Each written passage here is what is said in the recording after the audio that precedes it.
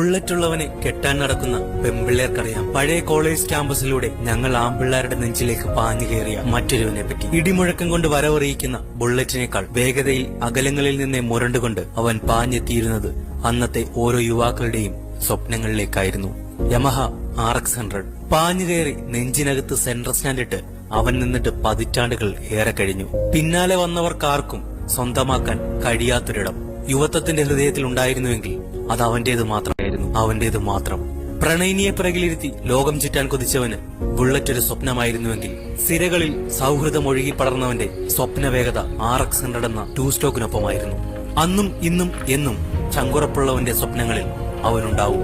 കാരണം യാത്രകളേക്കാൾ അവനൊപ്പമുള്ള നിമിഷങ്ങൾ ആസ്വദിച്ചവരാണ് നമ്മളിൽ പലരും. തലയെടുപ്പും തറവാടിത്തവുമില്ലാത്ത ഞങ്ങളെ പോലുള്ള ചില തലതെറിച്ചവന്മാരുടെ തേരാളി, അതെ, RX-100 SM.